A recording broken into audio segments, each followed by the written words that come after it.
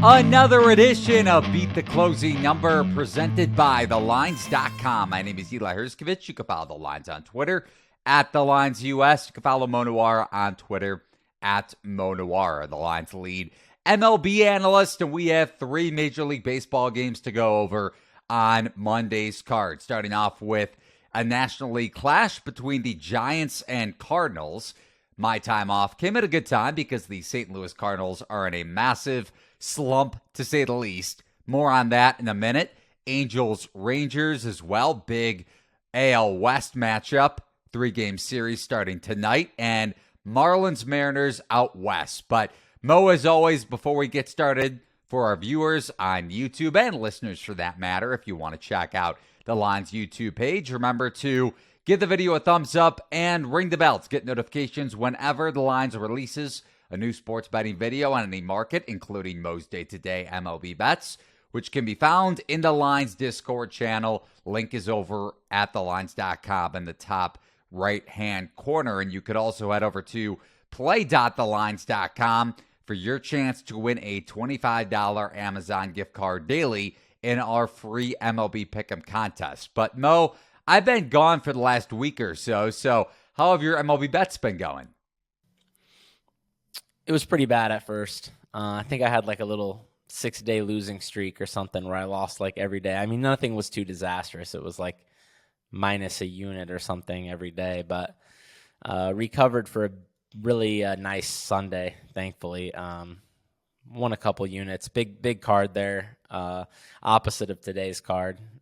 Not much going on today for me bet-wise, but still hanging around the 15-unit-ish mark, I think.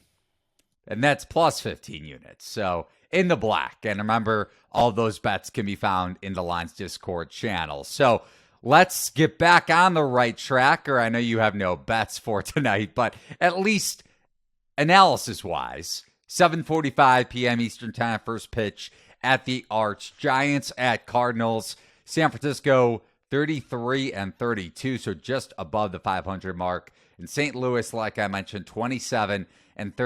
And you might be thinking, Cardinals pitching has struggled. That may be the case for some of their recent matchups. But since May 24th, St. Louis has the lowest, not just the lowest in the NL Central, but the lowest across all of Major League Baseball in regards to WRC+. So their offense has struggled mightily over the last 2+ weeks, to say the least. Logan Webb for the Giants, 3.09 ERA, 3.47 FIP, taking on Matthew Liberatore, 6.00 ERA, 4.67 FIP in his 3 starts this season, essentially his rookie season.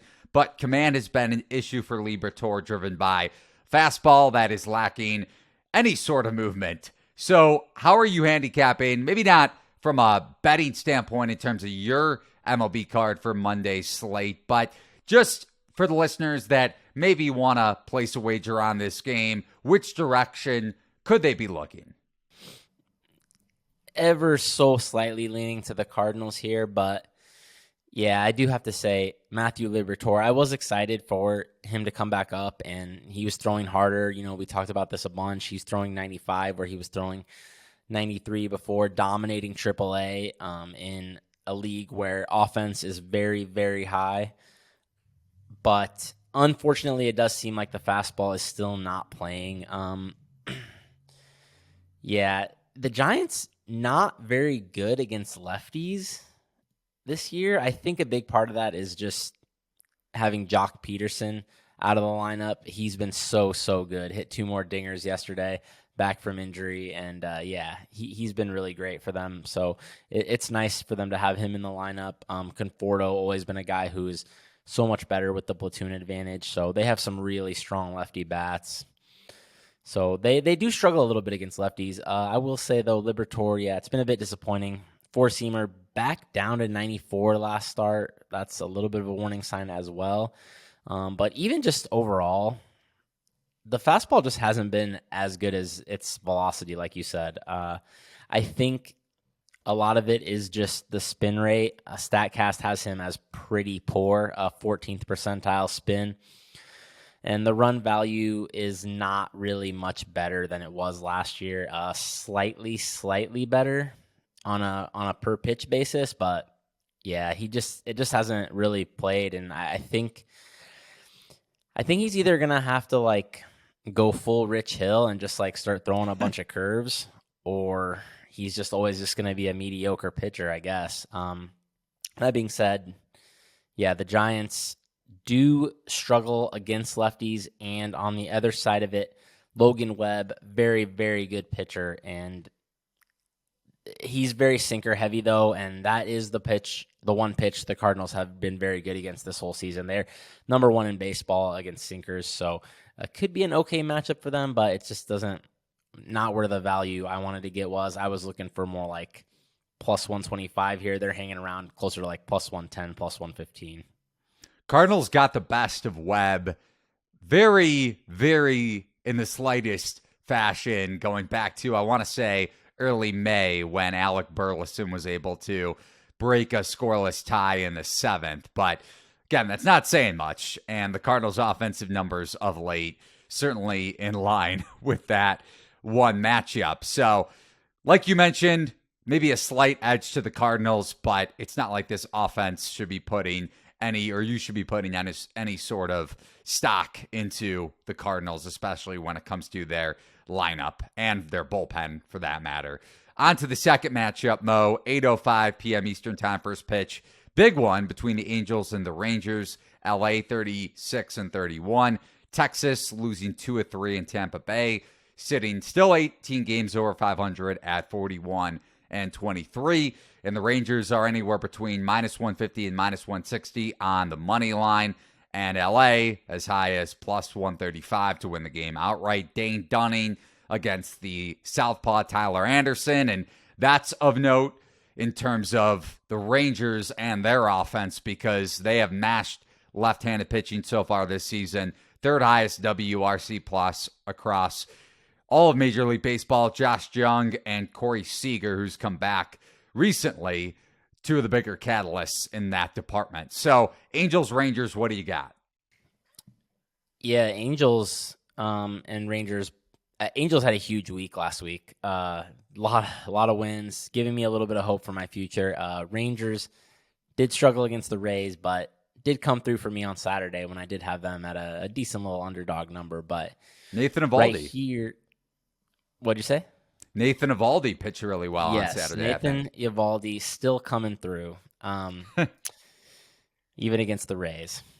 Tough matchup there. But right here, you have a pitcher in Tyler Anderson who we faded a bunch early in the season. Unfortunately, the market has adjusted to how bad he's been. And I think even at this point, even though I expect some regression to the good for him, because he's not as bad as he's been, I don't think.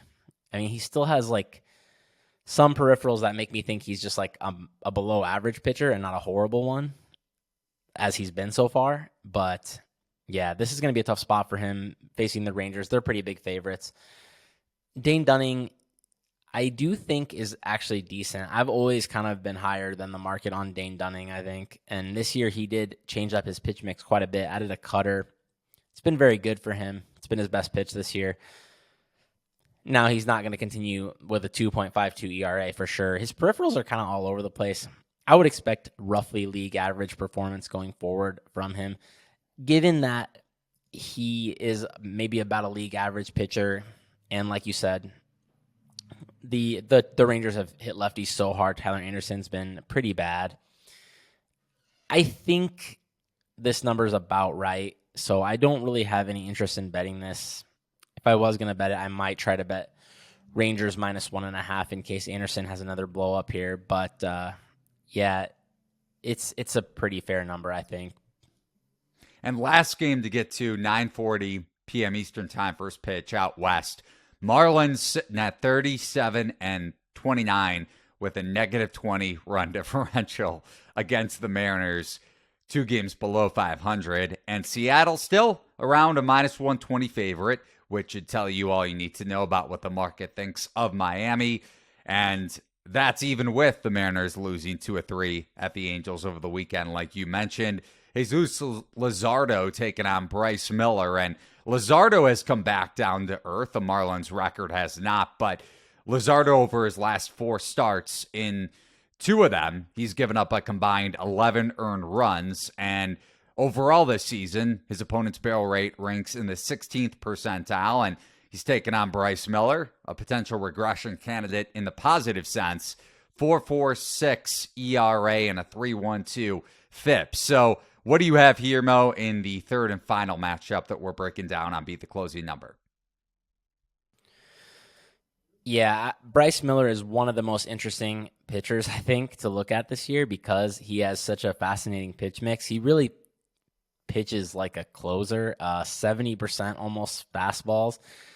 And he's not like a super hard thrower. He's throwing about 95, 96, which is a bit above average, but not anything elite. But where he is elite is his spin rate. 98th percentile spin rate, which I figure you've got to be elite with your spin rate if you're going to throw a 95, 96 mile per hour heater 70% of the time and not get completely shelled multiple times through the lineup. So it's going well for him so far.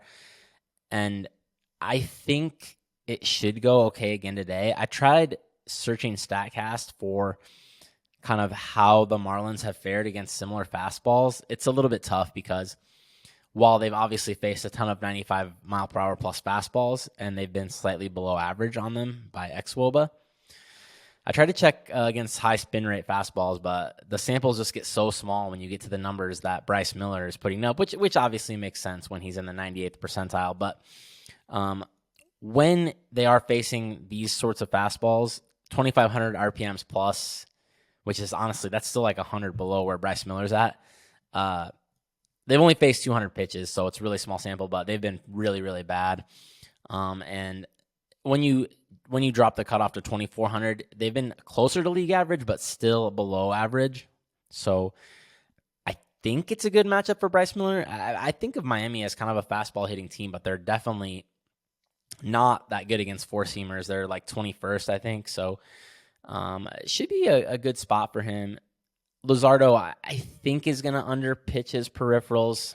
He's kind of always been that way, and I think just too straight of a fastball, to be honest, when I watch him. But his secondaries are really good.